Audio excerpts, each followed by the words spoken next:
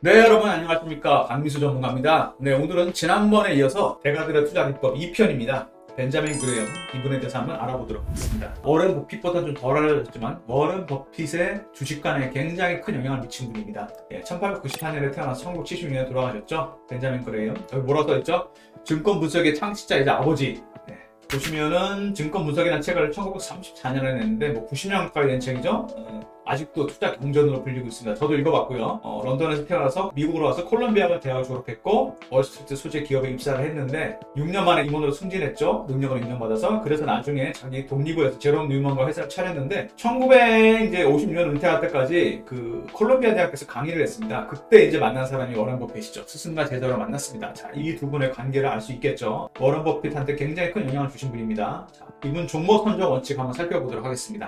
충분한 규모, 제조회사 연간 매출 1억 달러 이상, 공익기업은 총자산 5천만 달러 이상, 실적 변동이 평균보다 심한 소기업 제외. 그러니까 이분은 좀 이렇게 큰 기업을 좋아하셨어요. 왜냐면 작은 기업들은 세파에 막 휩쓸리고 뭐 거시지표나 이런 거에 따라 흔들리는 폭이 크니까 좀 안정적으로 투자하겠다. 그래서 조금 안정이 되고 큰 기업을 선정하셨고요. 두 번째, 매우 건전한 재무 상태. 그래서 뭐 유동 비율 200% 이상, 장기 부채도 순유동 자산 이하인 기업, 공익기업이라는 부채가 보통주 자본의 2배 이하인 기업, 그러니까 부채도 작고 유동자산도 좀 있고 그런 기업을 선택했습니다. 세 번째, 이익의 안정성. 최근 10년간 적자 사례가 없는 기업. 이거 되게 어렵습니다, 여러분. 코스피나 코스닥 기업 봐도 10년 동안 적자가 없다. 이거 대단한 겁니다, 그런 기업. 그 다음에 배당의 지속성. 최근 20년 이상 연속 배당 지급한 실적. 그것도 대단하죠. 이런 기업 굉장히 압축되죠. 10년 동안 적자가 없으면서 20년 이상 배당을 지급한다. 거시지표라든지 해외 변수에 큰 영향을 안 받는 기업들입니다. 이익의 성장성, EPS, 주당 순이익이 성장률이 33% 이상. 10년 전 3년 평균 이익과 최근 3년 평균 이익을 비교한 기업. 이것도 굉장히 어렵죠. 앞에 나온 거가 동일한 얘기인데 이익을 꾸준히 내야 되는 기업입니다. 적당한 PER이 15 이하. 보통 기업들이, 우리나라 기업들이 보통 한 20 정도 됩니다. 평균이 20 정도 되는데 15는 굉장히 저평가되어 있다고 봐야죠. 그 다음 PBR이 1.5, PBR 1.5. 이것도 굉장히 어려운데, 뭐, 퍼는 뭐 그렇다 치더라도 보통 이건 뭐 10, 20, 30까지도 갑니다. 일반 기업이. 근데 적당한 PBR이라 그러면 이게 1.5는, PBR은 뭐냐면 장부 가치입니다. 이 기업을 청산했을 때 가치 따지는 건데, 1.5라는 얘기는 지금 이 기업을 당장 청산해도 현 주가보다 조금 더 비싸다. 이 정도밖에 안 되기 때문에 굉장히 저평가된 기업을 찾는 얘기겠죠. 7가지 원칙이 나왔는데 굉장히 회사가 크면서도 안정적으로 이익을 내고 배당도 주면서 이익도 꾸준히 내는 기업. 많지가 않겠죠. 투자 철학을 보시면은 워런 버핏한테 영향을 많이 준 게 느껴집니다. 주식거리나 아내를 선택하는 얘가 비슷하다. 워런 버핏 뭐라 그랬죠? 결혼하는 거랑 비슷하다고 그러지 않았습니까? 아내 선택하는 거, 저도 결혼을 했습니다만 애인 고르는 거랑 와이프 고르는 건 완전히 다릅니다, 여러분. 두 번째, 주식과 채권이 각각 늘 중요한 비율을 차지하고 있어야 한다. 일정한 포트 비중을 유지해야 된다는 거겠죠? 3번, 절대로 투기형 자금과 투자형 자금을 한 계좌에 라고 섞어 운영해서는 안 되고 매매 자체도 구분해서 해야 돼. 이거 제가 굉장히 좋아하는 원칙인데 제가 증권사에서 근무할 때 이걸 굉장히 활용을 많이 했습니다. 무슨 얘기냐면은 어떤 분이 오셨을 때 장기로 투자할 자금과 하루칠 자금, 중장기 투자할 자금 나눠서 했습니다. 계좌를 한 두세 개 만들었어요. 그렇게 하면은 이게 돈이 섞이지 않기 때문에 투자할 때 굉장히 좋습니다. 이거 굉장히 주목할 만한 대목이라고 생각이 되고요. 4번, 최소 수익은 걱정하는 걸 싫어하고 안정을 최고 우선시하는 수동적인 투자자의 몫이고 최고 수익은 증시를 분석하는 데 우수한 지적 능력과 기술을 갖고 있는 투자자의 몫이다. 무슨 얘기죠? 게으른 사람들은 그냥 수익 적게 가져가는 거고 열심히 노력해서 종목 찾은 사람들은 수익을 많이 갖고 간다는 얘기입니다. 5번째, 공격적인 투자라고 할지라도 일반적인 성장주에 대해서는 투자하지 말 것을 권한다. 이분도 약간 성장주를 별로 안 좋아하시는 겁니다. 지주를 좋아한다는 얘기죠. 워런 버핏도 그 영향을 많이 받아서 몇 년 전까지 이제 IT 기업이나 이런 건 안 샀는데 최근에 좀 많이 사고 있다고 합니다. 벤자민 그레엄은 훨씬 더 보수적이죠. 그 다음에 시장은 허풍을 좋아하고 기업 실적의 일상적인 등등과 지나치게 반영하게 된다. 시장은 비효율적이라는 얘기입니다. 합리적이지 않고 허풍을 좋아한다는 얘기죠. 투자 심리가 들어가면서 그리드와 피어에 영향을 많이 받는다는 얘기입니다. 그 다음에 대부분의 투자자는 균형과 중도를 좋아하지만 그런 전략은 성취보다는 실망감을 안겨주는 절충이 되기 쉽습니다. 균형과 정도를 좋아한다. 어중간한 입장이라는 얘기죠. 근데 그거는 사실은 뭐 큰 돈을 벌기보다는 실망감을 안겨주는. 앞에 뭐라고 그랬죠? 4번, 최소 수익 얘기랑 비슷한 얘기라고 봐야죠. 그 다음에 투자자가 시장 가격 변동에 관심을 두는 건 너무나 당연하고 또 정당하다고 볼 수 있지만 관심이 지나칠 경우 투기적으로 변할 가능성도 있다. 장기적인 시장 흐름, 이거 물론 중요하죠. 근데 장기적인 투자자는 너무 거기 매몰되면 안 된다는 얘기입니다. 이런 흐름이 있구나, 저런 흐름이 있구나 정도로 끝쳐야지 거기에 매몰되면 어떻게 된다? 그 회사의 주가의 기본적인 가치를 잊게 된다는 얘기죠. 그 다음에 증권 브로커이건 세일즈맨이건 놀라운 수익을 보장한다고 큰 소리 치는 사람들 무조건 조심해야 된다. 근데 저도 증권회사 다녔는데 물론 세일즈맨 입장이나 증권맨 입장에서는 이제 어떤 종목이 좀 더 간다, 뭐 이거 사시면 더 간다, 뭐 이런 얘기를 많이 하는데 냉정한 투자자, 가치 투자자라는 본인이 기준을 갖고 그 의견은 그냥 참고만 하면 되겠죠. 10번 투기적 관계에 빠진 대중은 구제불능이다. 이거 뭐 워렌 버핏하고 비슷한 얘기겠죠. 관계에 빠진다 어떤 거죠? 어떤 섹터가 간다 그럼 처음에 의심을 합니다. 근데가 올라가기 시작해요. 이거 진짜 가는 건가? 근데 사기 시작합니다.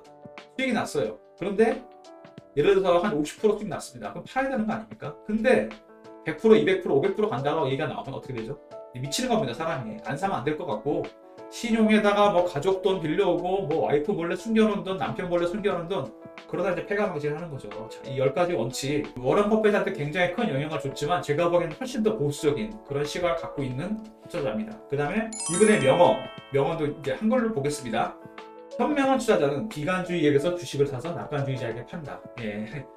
피어와 그리드겠죠. 예, 피어의 국면에서 주식을 사서 이거 이제 끝났어, 이제 안 되는 거야. 사서 그리드가 들어가는 부분, 이거 이제 100만 원 간대, 이제 한 200만 원 간대.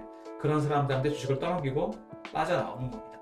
비슷한 국면이라고 봐야 되겠죠. 바이어 피어, 세럼 그리드. 네. 그 다음에 진정한 투자자라면 주식시장에 대해서 잊어버리고 배당 수익과 회사의 영업 성과에 주의를 기울이는 편이 더 낫다.